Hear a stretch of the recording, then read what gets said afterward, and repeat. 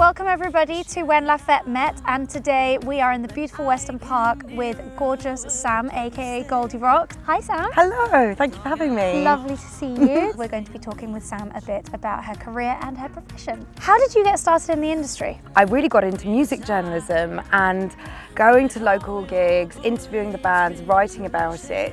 And that started really when I was about 16. And it all, a sort of short answer to your question, snowballed from there. If you hadn't fallen into this world and snowballed into this, what would you be doing? Would you be a horse rider? No. Sometimes on heavy days where I'm really tired from touring, I think, God, wouldn't it be just lovely to have like an alpaca farm or something like that by the seaside, just me and my alpacas hanging out. What's your favourite part of the job?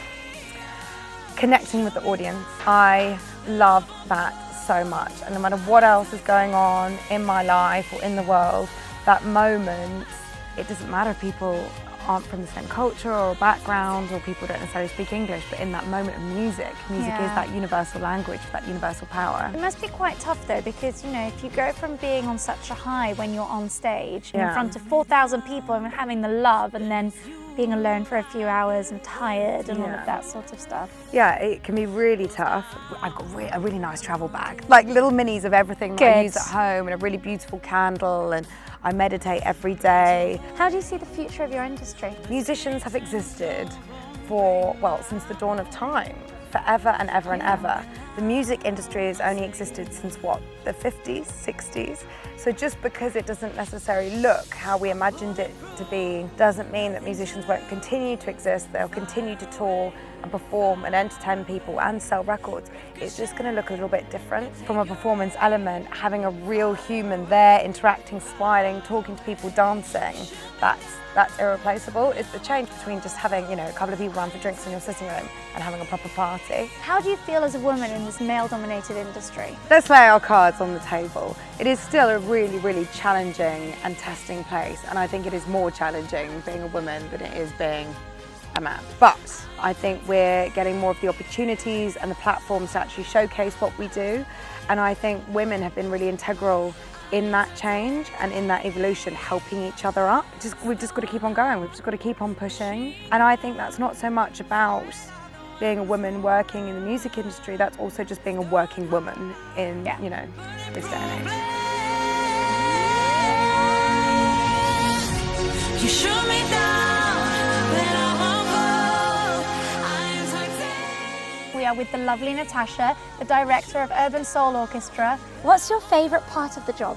My favourite part of the job is pretty much nights like tonight, when you sit there and see that there's maybe tonight it's 4,000, but last week was 8,000 people, all going crazy to something that you've created and put a lot of work into, and just get a sense of that euphoria and joy that they experience.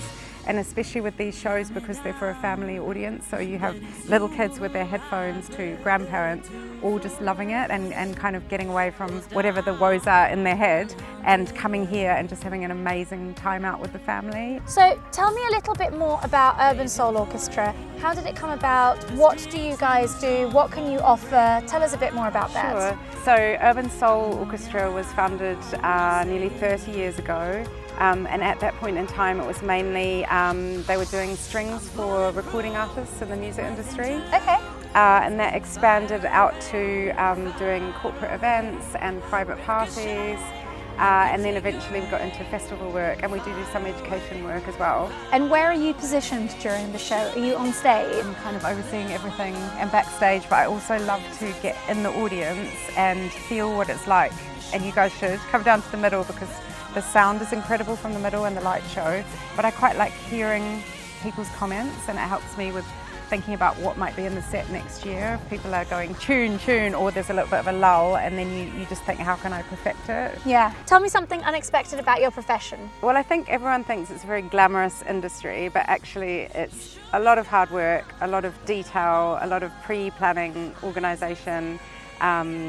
and then you get nights like tonight when it all comes together, but there's a lot that goes on behind the scenes. Which is interesting for everybody who's watching, because you can obviously see and hear the trials going on and all the preparation going on before the sound check, which starts in 5 minutes. Thank you so much for having us. It's been lovely chatting with you, and thank you all for watching, and see you soon.